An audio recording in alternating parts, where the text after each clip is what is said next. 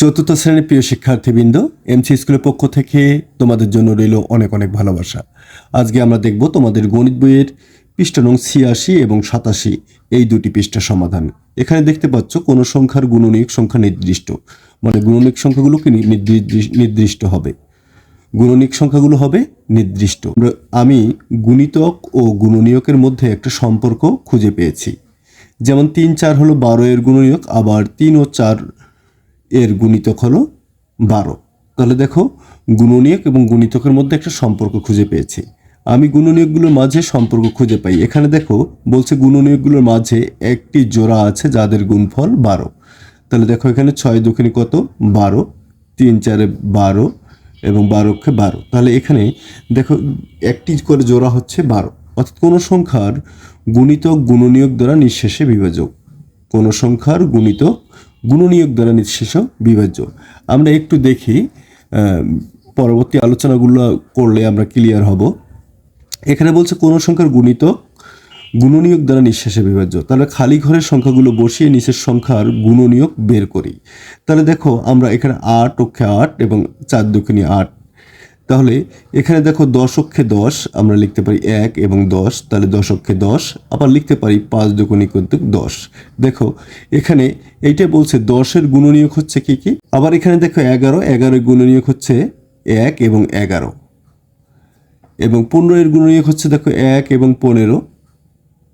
আর এখানে হচ্ছে 3 এবং 5, 3 5 15।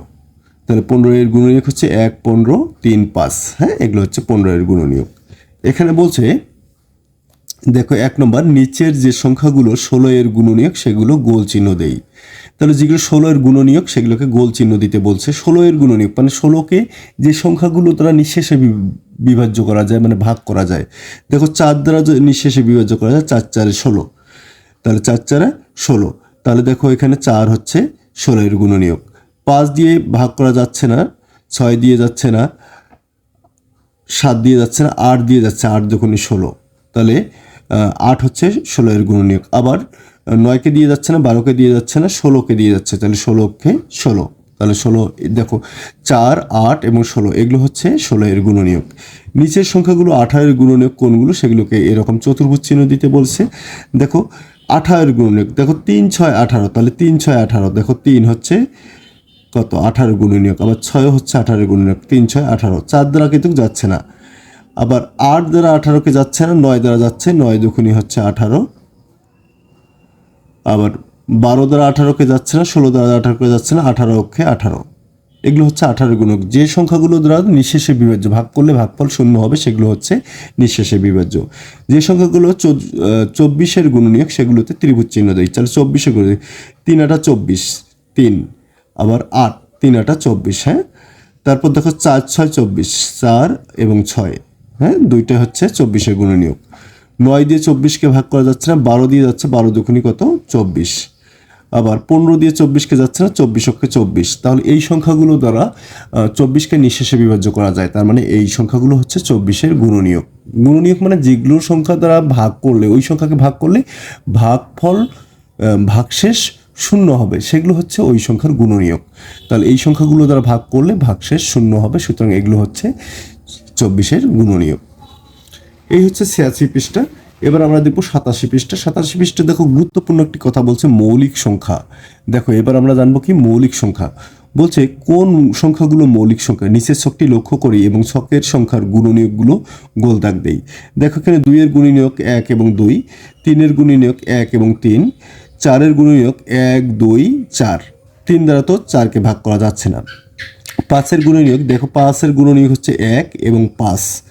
দেখো 2 3 4 দ্বারা ভাগ করা যাচ্ছে না। 6 এর গুণনীয়ক হচ্ছে দেখো 1, 2 দ্বারা 6কে যায়, 3 দুগুণে 6, 3 দ্বারা যাচ্ছে, আবার 6 দ্বারা যাচ্ছে। আবার 7 এর গুণনীয়ক হচ্ছে 1 এবং 7। অন্য সংখ্যাগুলো দিয়ে কিন্তু 7কে ভাগ করা যাচ্ছে না। 8 এর গুণনীয়ক হচ্ছে 1 2 4 8। এগুলো হচ্ছে 8 এর গুণনীয়ক, মানে এই সংখ্যাগুলো দ্বারা 8কে ভাগ করা যাবে। 9 এর গুণনীয়ক হচ্ছে 1 3 এবং 9। এগুলো হচ্ছে 9 এর গুণনীয়ক।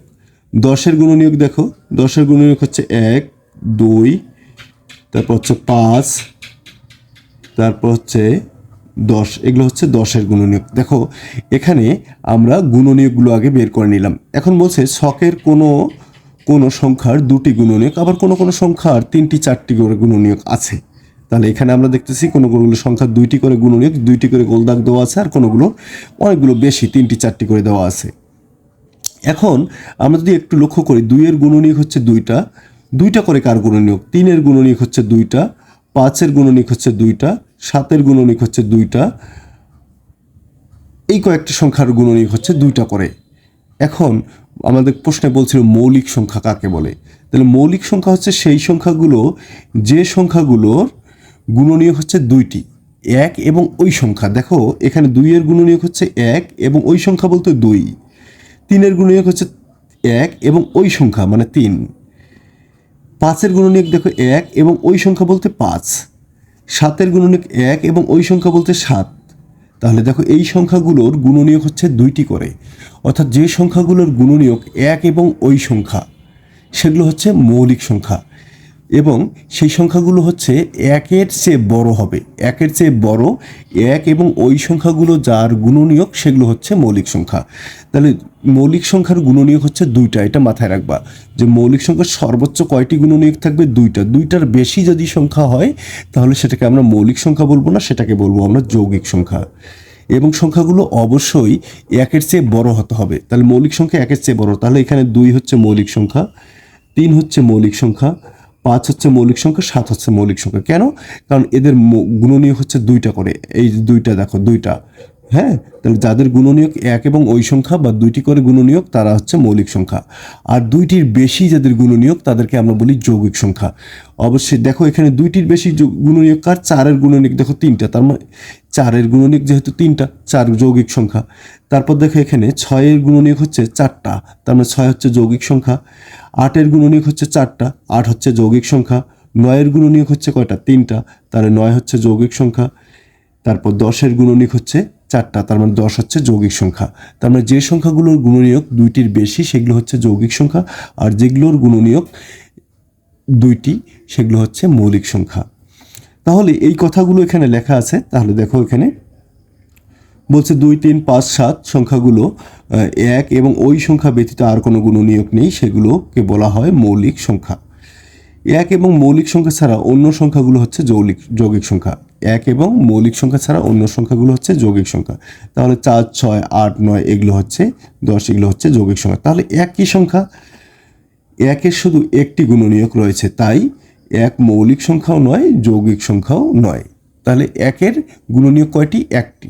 তাহলে 1-এর গুণনীয়ক 1টি হলে তো আমরা তাকে মৌলিক সংখ্যা বলতে পারি না। মৌলিক সংখ্যা হতে গেলে 2টি গুণনীয়ক লাগবে, আবার যৌগিক সংখ্যা হতে গেলে 2-এর অধিক গুণনীয়ক লাগবে। তাহলে 1-এর কিন্তু গুণনীয়ক 1টা, যেহেতু 1-এর গুণনীয়ক 1টা সেহেতু আমরা 1কে মৌলিক সংখ্যা বলবো না, যৌগিক সংখ্যাও বলবো না। এখানে খুব গুরুত্বপূর্ণ আলোচনা হচ্ছে মৌলিক সংখ্যা কাকে বলে এবং মৌলিক সংখ্যাগুলো কিভাবে তোমরা বের করবা সেটা আশা করি তোমরা বুঝতে পারছো। এই হচ্ছে তোমাদের 86 এবং 87 পৃষ্ঠার সমাধান। আজকে ক্লাসটি এখানে শেষ করব। তার আগে বলবো, চ্যানেলটিতে নতুন হলে অবশ্যই চ্যানেলটি সাবস্ক্রাইব করে আমাদের সঙ্গে থাকবে। সবাই ভালো থাকো, সুস্থ থাকো এবং মন দিয়ে পড়াশোনা করো। ধন্যবাদ।